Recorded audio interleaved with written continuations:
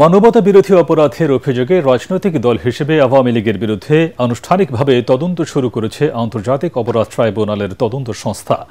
Chief prosecutor Tajul Islam জানান, দলটির বিরুদ্ধে অভিযোগ গ্রহণ করা হয়েছে। সেই প্রক্রিয়ার অংশ হিসেবে ইতিমধ্যে একজন তদন্ত কর্মকর্তা নিয়োগ দেওয়া হয়েছে। তদন্তে যে বিষয়গুলো উঠে আসবে তার ভিত্তিতেই বিচার হবে বলেও জানান তিনি। এদিকে কারো বিরুদ্ধে আন্তর্জাতিক অপরাধ ট্রাইব্যুনালে আনুষ্ঠানিক অভিযোগ দাখিল হলে তিনি আর সংসদ সদস্য, স্থানীয় সরকার প্রতিনিধি বা কোনো সরকারি পদে থাকতে বা নিয়োগ পেতে পারবেন না। এ বিষয়ে নতুন বিধান সংযোজন করে অধ্যাদেশ জারি করেছে সরকার। এদিন ট্রাইব্যুনাল 2-এ রাজধানীর আশুলিয়ায় 5 মরদেহের সাথে জীবিত একজনকে পোড়ানো সহ 7 জনকে হত্যার মামলায় তদন্ত দিনে 7ম দিনে 12তম সাক্ষীকে জেরা করেছেন আসামিপক্ষের আইনজীবীরা।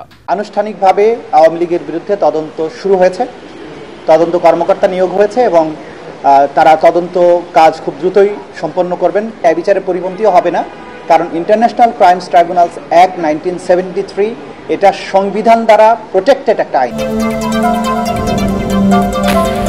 স্বৈরাচারকে আশ্রয় দিয়ে ভারত বাংলাদেশের মানুষের বিরাগ ভাজন হলে বিএনপির কিছুই করার নেই বলে মন্তব্য করেছেন দলের ভারপ্রাপ্ত চেয়ারম্যান তারেক রহমান।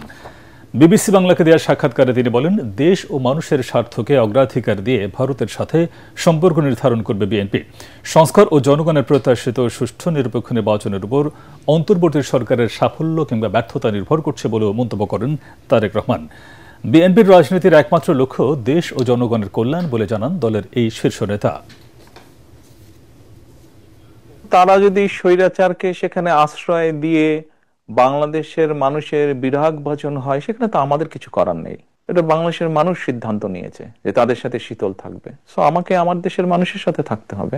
কূটনীতির ক্ষেত্রে বিএনপির নীতি সবার আগে বাংলাদেশ, আমার জনগণ, আমার দেশ, আমার সার্বভৌমত্ব।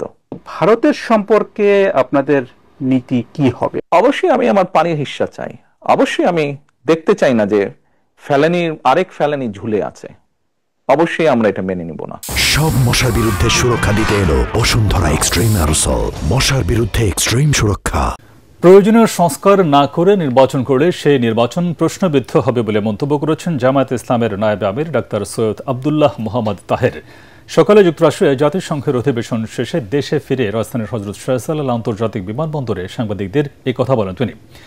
এ সময় তিনি আরও বলেন, ফেব্রুয়ারিতে নির্বাচন নিয়ে শঙ্কা দেখি না, তবে নির্বাচনের আগে জুলাই সনদ বাস্তবায়ন জরুরি বলেও মনে করেন তিনি। জুলাই চার্টার যেটা বলছি, জুলাই সনদ যে কতিপয় বিষয়ে যে আমরা রিফর্মস করেছি, সংস্কার করেছি, এটা আরো 3 মাস আগে হয়ে যেতে পারত। সকল দল একমত হয়েছে নীতিগতভাবে, তারপরেও এটা বাস্তবায়নে ডিলে করা হচ্ছে, এইভাবে সেভাবে। তো এইরকম যদি ষড়যন্ত্র চলে এবং প্রয়োজনীয় সংস্কার সমাধান না করে, তো তাহলে তো সবকিছুই প্রশ্নবোধক হয়ে যায়। বিশ্ব শিক্ষক দিবস উপলক্ষে শিক্ষক কর্মচারীদের চাকরি জাতীয়করণ সহ বেশ কিছু দাবিতে মহাসমাবেশের আয়োজন করেছে শিক্ষক কর্মচারী ঐক্য জোট। দুপুর থেকে মহাসমাবেশের কেন্দ্র সোহরাওয়ার্দী উদ্যানের উদ্দেশ্যে দেশের নানা প্রান্ত থেকে শিক্ষক ও কর্মচারীরা মিছিল নিয়ে আসছেন। মহাসমাবেশে আগতদের প্রত্যাশা, কর্মসূচিতে ভার্চুয়ালি যুক্ত হয়ে বিএনপির ভারপ্রাপ্ত চেয়ারম্যান তারেক রহমান শিক্ষক কর্মচারীদের দাবির পক্ষে অবস্থান নেবেন। প্রধান বক্তা হিসেবে উপস্থিত আছেন বিএনপি মহাসচিব মির্জা ফখরুল ইসলাম আলমগীর। এছাড়াও বিশেষ অতিথি হিসেবে উপস্থিত আছেন বিএনপির স্থায়ী কমিটির সদস্য সহ বিভিন্ন রাজনৈতিক দলের সিনিয়র নেতা ও পেশাজীবী বৃন্দ।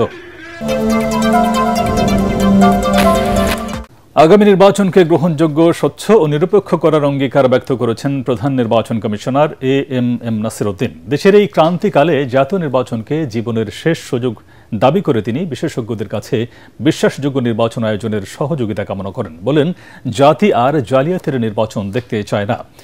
রাজধানীর আগারগাঁওয়ে নির্বাচন কমিশন সচিবালয়ের সম্মেলন কক্ষে নির্বাচন পূর্ব সংলাপ অনুষ্ঠানের 3য় দিনে নির্বাচন বিশেষজ্ঞদের সাথে তিনি এসব কথা বলেন। এ সময় নির্বাচন বিশেষজ্ঞরা ইসিকে মব ভায়োলেন্স মোকাবেলায় কঠোর হওয়ার আহ্বান জানান।